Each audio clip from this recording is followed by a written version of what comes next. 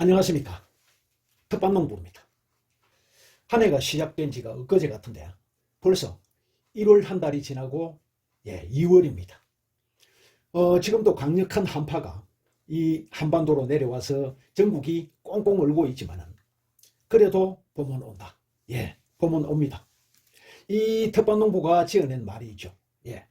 계절은 어김이 없고 땅은 사람을 속이지 않는다라고요. 아무리 이 겨울이 추워도 따뜻한 이 봄은 남쪽에서부터 올라올 겁니다. 그러니까 소한 대한의 추위도 봄바람 앞에서는 맥을 못 추고 곧 물러날 겁니다. 이제 우리 텃밭농부들께서도 서서히 이제 이 한 해 농사를 준비를 해야 하는 이 2월에 점하여서 제가 이 2월에 텃밭농사 정보를 설명드리겠습니다. 17만 구독자님들, 그리고 제 영상을 함께 보시는 60만 시청자 여러분, 올 한 해도 이 텃밭농부랑 함께 건강한 먹거리를 내 손으로 자신있게 키우시기를 바랍니다. 아울러서 우리 모두는 건강한 한 해가 되었으면 좋겠습니다. 그러면 맨 먼저 24절기 중에서 2월 달에 들어있는 절기를 보겠습니다. 그러니까 24절기 중에서 첫 번째 절기인 입춘, 옛부터 이 입춘이 되면은 입춘대길이라고 종이에다가 적어서 대문에다가 탁 걸어놓고 올 한 해 농사를 시작하는 절기에 좋은 일이 많기를 바라는 뜻으로 그렇게 많이들 붙여놓곤 했죠. 첫 번째 절기이면서 봄을 알리는 절기, 아울러서 농사를 시작하는 의미가 있는 입춘, 이게 2월 4일입니다. 그리고 이제 2월 19일은 우수절기입니다. 우수, 말 그대로 봄비가 촉촉히 내려서 겨우내 메말랐던 대지를 적셔주면서 만물이 소생하는 근원인 빗물을 촉촉히 내려서 농사를 돕는다 하는 절기 우수가 2월 19일입니다. 다음은 이 봄에 제일 일찍 심는 작물이 어떤 것이 있고, 이 작물은 언제 파종을 하고, 그러기 위해서 2월 중으로는 준비해야 하는 일이 어떤 것이 있는지에 대해서 설명드리겠습니다. 자, 3월 달에 파종하는 작물이 대표적으로 완두콩, 감자, 그리고 비넝쿨성 강낭콩, 그러니까 넝쿨이 없는 강낭콩입니다. 그리고 봄당근, 이렇게 네 가지 작물이 이제 대표적으로 3월 달에 일찍 파종을 하는 그런 작물입니다. 그러기 위해서는 이걸 3월 달에 파종을 하기 위해서, 그러니까 그 전에 해야 될 일이 뭡니까? 토양을 개량해야 되겠죠. 즉 산성 토양을 중성 토양으로 환원시켜 줘야 되고, 그러기 위해서 칼슘 비료, 즉 석회 비료를 넣어서 산성을 중화를 시켜야 됩니다. 그 다음에 미끄럼 넣고 토양 만들기를 해야 되겠죠. 요것도 한 2주 정도가 필요합니다. 요것도 최소한 10일이 필요하고요. 그러면 이러한 그 봄 작물들은 그러면 언제 정도 심으면 좋냐? 그럼 제일 먼저 이 완두콩부터 요 네 가지 작물의 특징을 먼저 말씀드리면, 봄에 일찍 심는 이 작물들은 서늘한 기후에서 잘 자랍니다. 서늘한 기후에서 잘 자라다 보니 더워지면은 저절로 말라서 죽습니다. 즉 6월이 되면 날씨가 더워지면서 이 작물들은 서서히 말라서 죽거나, 또는 봄당근 같은 경우는 꽃대가 올라오거나 그렇게 되죠. 따라서 장마가 오기 전에 이 네 가지 작물들은 완벽하게 키워서 수확을 해야 됩니다. 그러기 위해서는 모든 작물들이 자라는데 최소한 90일의 재배 기간이 필요합니다. 그래서 이 장마가 오기 전에 6월 20일 전에 수확을 하려면 거꾸로 90일을 거꾸로 와보면 최소한 3월 중순에는 심어져야 되겠죠. 그러면 최소한 3월 중순에 심어지기 위해서는 이 2주 전에 또 미끄럼을 넣고 토양 만들기를 해야 됩니다. 그래야 그름이 만들어지고, 그래야 파종을 해놓으면 이것들이 먹고 자랄 수가 있겠죠. 그러면 뒤에 얘기고요. 그 다음 이 토양을 개량하기 위해서는 미리미리 해주면 좋지만, 만약에 땅이 너무 꽁꽁 얼어 있어서 못한다 그러더라도 밑거름을 넣을 때 토양 개량을 위한 석회 비료를 같이 쓰면 안 됩니다. 예, 그럼 같이 중화가 돼 갖고 둘 다 효과가 떨어져요. 그래서 이 밑거름은 산성질이기 때문에 퇴비라든가 거름은, 그래서 이 토양 개량을 위한 석회 비료, 요거는 밑거름 넣기 최소한 10일 전에 또 해야 됩니다. 그래서 늦어도 2월 중순 또는 2월 초순부터 이 석회 비료 넣고 토양을 개량하고, 그리고 밑거름을 최소한 2월 하순에는 밑거름을 넣어서 토양 만들기를 해야 3월 중순에는 파종을 해서 이 작물들이 먹고 살 수 있는 거름과 토양이 만들어지겠죠. 그래서 이러한 작업들을 우리는 이제 2월 달부터 시작을 해야 된다, 그런 말씀입니다. 그리고 이 감자 같은 경우에는 또 시감자 싹 틔우기를 해야 됩니다. 시감자 싹 틔우기를 하는데 얼마 걸리냐? 한 달 정도 걸립니다. 자, 그러면 3월 중순에 또는 3월 초순에 이 감자를 심기 위해서는 싹 틔우기를 한 달간 해야 되니까 어떻습니까? 최소한 2월 중순에는 시감자 싹 틔우기에 들어가야 되겠죠. 그래 해야 3월 중순에 싹이 난 감자를 쪼개서 심을 수가 있죠. 만약에 싹 틔우기를 하지 않고 3월 중순에 심었다, 그러면 이게 싹이 나오는데 또 한참 오래 걸립니다. 그러다 보면은 요 재배 기간이 짧아져서 짧아지는 만큼 뭡니까? 잎과 줄기만 키우다가 감자는 못 자라게 되죠. 씨알 만큼 되다가 그 해 농사가 끝납니다. 그래서 이 감자는 싹이 올라오고 90일이 필요합니다. 그럼 싹이 빨리 올라오면 올라올수록 좋겠죠. 그러기 위해서 시감자는 싹을 틔워서 심어야 된다. 나머지 뭐 완두콩이나 강낭콩이나 봄당근 같은 경우는 씨앗을 이때 파종하면 되고요. 그 다음에 이제 아울러서 여기 한 가지 더, 고구마. 예, 시고구마. 그러니까 여러 차례 제가 그 소개를 드리면서 이 텃밭농부가 고구마 대박 나는 걸 여러 차례 제가 보여드리는데 무슨 특별한 기술이 있는 것도 아니고, 제가 고구마를 어떻게 하면은 많이 굵게 키울 수 있는가, 제일 그 중요한 것이 줄기가 싱싱해야 됩니다. 고구마 줄기가 시들어 있는 걸 심는 것보다는 싱싱한 줄기를, 그리고 언제 심느냐 매우 중요합니다. 내가 필요할 때 그때 비 오기 전날 딱 심을 수 있다면 가장 좋은데, 그때 싱싱한 줄기를 구할 수가 없지 않냐, 그런 애로사항이 많죠. 그래서 이 싱싱한 줄기를 내가 언제든지 심을 수 있도록 준비하려면 뭡니까? 고구마 순을 내가 길러서 심으면 가장 좋겠죠.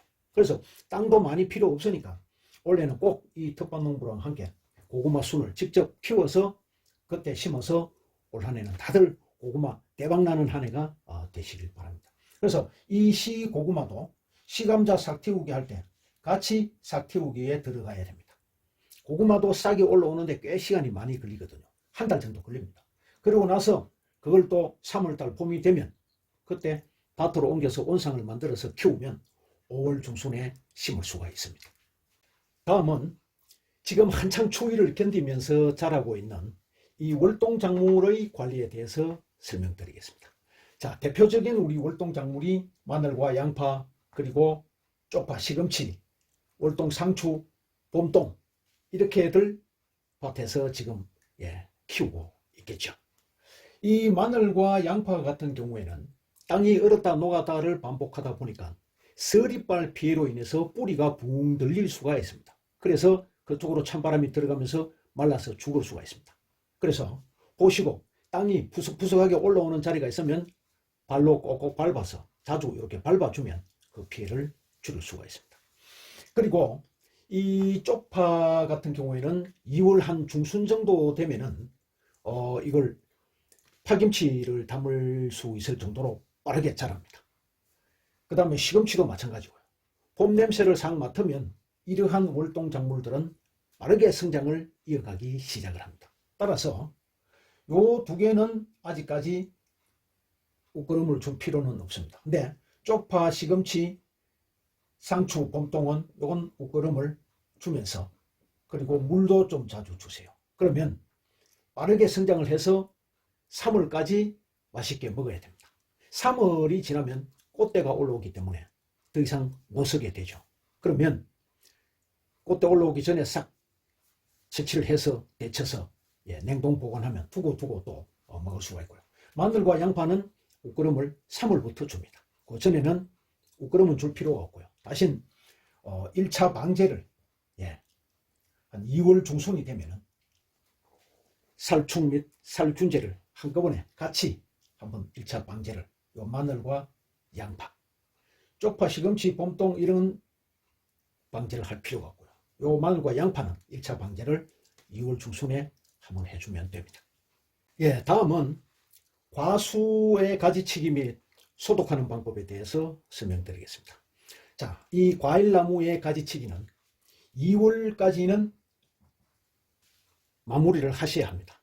너무 늦으면 이 잘린 부위가, 그러니까 가지를 이렇게 잘랐으면 요 잘린 부위가 마르면서 아물어져야 됩니다. 그래야 수액이 이렇게 올라왔을 때 요게 딱 막혀 있어야지. 그래야 요 눈이 있으면 이쪽으로 영양분이 공급되면서 삭을 틔우겠죠. 근데 이게 덜 말라 있으면 수액이 이쪽으로 빠져버리죠. 혈관이 잘려서 피가 새는 것과 마찬가지로 수액이 이렇게 흘러버리면 새순이 트는데 문제가 됩니다. 그래서 늦어도 2월 말까지는, 포도 같은 경우는 1월, 또 저 키위 같은 포도 이런 능골성 작물들은 수액이 빨리 올라옵니다. 그래서 1월 중으로 다 끝내야 되고요. 나머지 뭐 사과, 배, 감 이런 것도 2월 말까지는 끝을 내는 것이 좋습니다. 그러고 나서 한 2회 정도 소독을 해서 나무 가지나 요 구석구석에 붙어서 월동한 벌레의 알이라든가 또 세균들이 붙어 있기 때문에 이것들이 활동하기 전에 소독을 해주는 것이 좋습니다. 그래서 이 뭐 복숭아나 사과나 또 자두나 또 배, 포도, 뭐 감 이런 것들은 이 수종에 따라서 다 전지하는 방법이 조금씩 다르게 또 특징이 있기 때문에 각 나무별로 전지를 하는 방법은 영상을 따로 올려놨으니까 그걸 챙겨서 보시면서 참고를 하시고요. 소독 또한 마찬가지로 천연농약을 어떻게 이용을 해서 소독을 해주는 것이 좋을지에 대해서도 참고로 영상을 올려놨으니 참고해서 보시기 바랍니다. 다음은 마지막 항목으로 퇴비 만들기와 액비 관리에 대해서 설명드리겠습니다. 자, 우리의 텃밭에서 나오는 각종 잔재들, 이러한 유기물들은 잘 건조를 시켜서 그리고 잘게 썰어서 그렇게 남아있던 액비나 오줌 같은 걸 섞어서 그렇게 퇴비를 만들면 좋습니다. 이 퇴비는 우리가 농사를 짓고 난 각종 잔재들을 또 모아서 그걸 아깝게 불태워서 버리지 마시고 꼭 퇴비를 만들어서 다시 내 토양으로 돌려보내주는 이러한 순환농법의 일환으로 이 텃밭농부가 퇴비 그리고 액비를 많이 만들어서 쓰자라고 권장을 하고 있죠. 퇴비 재료인 이 유기물은 최대한 건조시켜서 탄소 성분만 남아있는 것이 가장 좋고요. 그리고 곤충이 없는 시기인 이 겨울철에 만드는 것이 군뱅이가 생기지 않고 각종 애벌레들이 안 생기기 때문에 좋다. 그렇게 설명을 드렸죠. 잘게 썰어서 그리고 2주에 한 번씩 뒤집으면서 말라있는 곳에는 이 미생물들이 접근을 못하기 때문에 물을 충분히 주고 그리고 너무 딱딱해져 있는 부분들은 풀어 헤셔서 공기들이 들락날락하면서 미생물들이 산소를 마시고 호흡하기 좋도록 해줘야 된다. 그러면 부숙이 잘 되면서 좋은 퇴비가 만들어진다. 이렇게 제가 영상을 통해서 여러 차례 설명을 드렸죠. 자세한 내용은 또한 마찬가지로 퇴비 만들기 편을 보시면 다양한 영상들이 준비가 되어 있으니까 참고를 해 주시고요. 액비는 이제 많은 분들이 겨울철에 질문들을 주시는데 이 액비가 겨울철에는 얼어서 어떡합니까? 그냥 얼어도 괜찮습니다. 이 미생물들이 얼다고 해서 다 죽는 게 아니에요. 그래서 봄이 되면은 녹으면서 또 액비가 만들어집니다. 그러면 연결해서 재료만 넣어주면은 계속해서 이어서 할 수가 있겠죠. 근데 이제 꽁꽁 얼어 있으니까 이 음식물 찌꺼기들은 계속 나오고 어떻게 하면 좋냐라고 질문들을 많이 주시는데 이 액비통이 어느 정도 비어 있으면 그 빈자리에 음식물 찌꺼기는 계속 담아 놓으세요. 그러면 같이 얼어 있겠죠. 그러다가 봄이 되면 녹으면서 자연스럽게 액비가 만들어집니다. 따로 다른 데 버릴 필요가 없습니다.